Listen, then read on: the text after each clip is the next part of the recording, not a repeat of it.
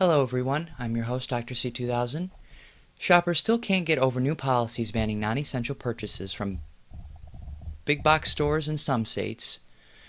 They have been banned from selling non-essential items and shoppers still have not come to terms with the policy. In some states including Michigan and Vermont, big chains like Walmart and Target have been banned from selling electronics, clothes, and other items that are not essential to survival during this pandemic.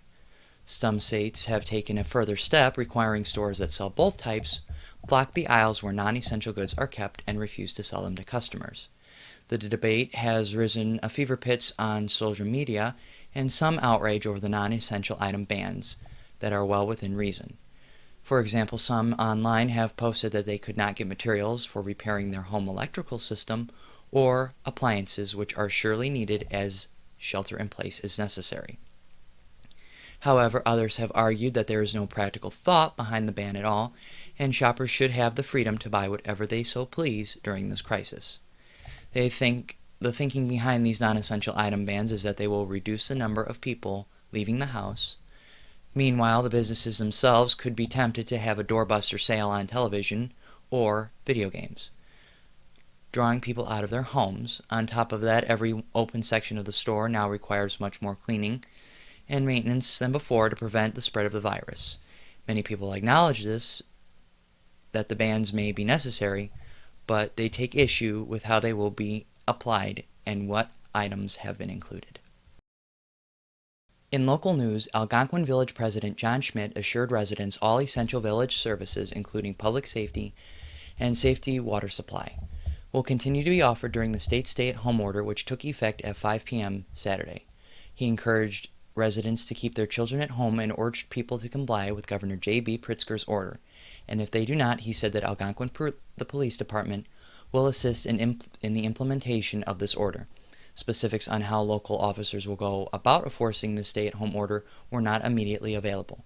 All village facilities in the Algonquin and Lake in the Hills will remain closed to the public, but vital services will continue to be offered.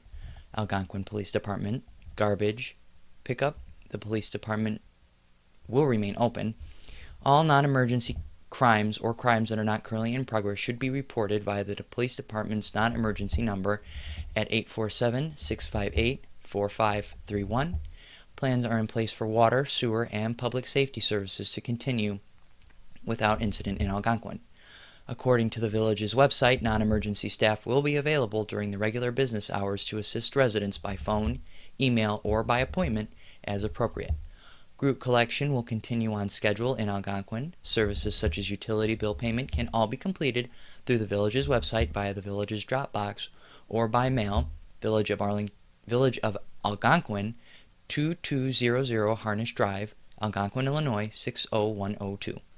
The village is strongly encouraging residents and businesses to use online services such as much as possible. The Village Online Services Request Portal has several categories of service requests available. If you need assistance with services such as processing payment online or via mail, you can contact the Village with any inquiries. As this is an ongoing situation, the Village will continue to share updates on its website at www.algonquin.org and on social media. Residents are encouraged to sign up for the Village e-news via the Village website as well. We'll be right back with Dr. C2000 News after these messages.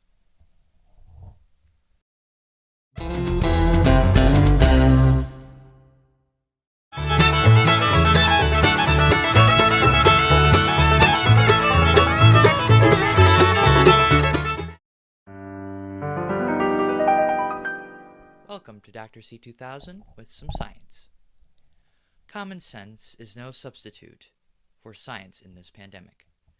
The scientific method isn't perfect, but it's better than the alternative when it affects our lives at home. In his daily coronavirus briefings, President Trump regularly touts the malaria drug as possible as one of the biggest game changers in the history of medicine, based on what seems to be a few anecdotal reports of mild benefits in COVID-19 patients. When a reporter asked the director of National Institute of Allergy and Infectious Diseases, what is the medical evidence? Trump stopped him from answering and at one point said this, "What do I know? I'm not a doctor. but I have common sense. I do hope the drug turns out to be a big help. I mean, if you look historically, common sense does not have a great track record of aiding science. Of course, there is a ton of evidence for something politicians don't want to hear about, like global warming, and they're more fastidious when researchers say that their models are imperfect. Climate deniers jump right on and say that it's too soon to take action. It seems like we could use a little refresher of the nature of science, what it is, and what it really does. Fundamentally, science is the procedure of building and testing models. I want students to understand that all of our descriptions of the world, including the ones we bet our lives on, like, say, designing airplanes or bridges, they are all just models of reality. If what pops into your head when I say model is a little toy version of a '67 Mustang, good. Think about it. That model car maybe isn't perfect scale replica and it doesn't drive like a car. Yes, that's a physical model of the Earth showing relative positions about the continent. And here is another important aspect of modeling.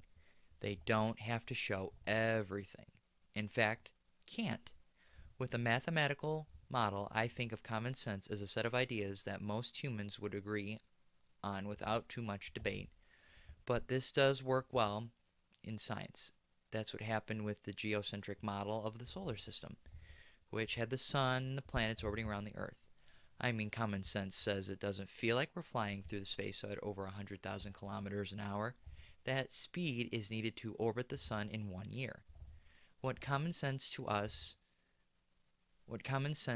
to use should fight bacterial infections. That wouldn't have been the first idea, but using mold to fight infections led to the introduction of penicillin in 1942, a real game changer. So what about the use of this drug to fight COVID-19? Since there are many differences from one human to the next and different environmental factors, you need lots of data to know if something is effective and safe. It's not common sense. Can models predict the future? No. Does that mean models are bogus? No. Just consider our models to show out weather prediction. After that, you would have to know the current conditions to be able to predict the future conditions. Forget about your middle school science fair. That list of steps isn't really how we do science. It's much easier to say that science is the process of building and refining models, just like that model of the '67 Mustang. Well, thank you for tuning in. This has been Science with Dr. C. Have a good one. Welcome to Game Check with Dr. C. How to store turnips in Animal Crossing New Horizons. You can't store turnips like regular items in New Horizons. Just drop them where you stand and then move on and stand somewhere else. I'd argue the best way to store turnips in the game is to dedicate a room in your house, but if you're dropping 1 million plus bells every Sunday, you'll run out of space very quick. I've seen plenty of images on social media of people turniping for days. This does do a few things. For one, it underlines the certainty of turnips in the game, because if you invested a bunch of money in turnips, you can see them staring you in the face all the time. A ticking time bomb demanding to be dealt with before they rot on Sunday morning. There's a genuine stress associated with staring down a giant pile of turnips, not knowing if they lead to riches or ruins. As you can see, it's also become a big part of the gamer's social media presence as well, something that has been crucial towards its continued success. I thought I was being sort of insane with how many turnips I was buying until I saw how many others were storing on their islands. Showing off turnip stashes has become sort of a Sunday morning ritual. So if you're hoping for an easier way to store these things, you're out of luck. Thanks for tuning in. This has been Gaming with the Doctor. See you later. Yee-hoo! Howdy y'all, welcome back to Sports Check with Dr. C. Patriots not too close to deal with Joe Thuney. Could look like an all-trade, all-pro lineman during the draft. As report.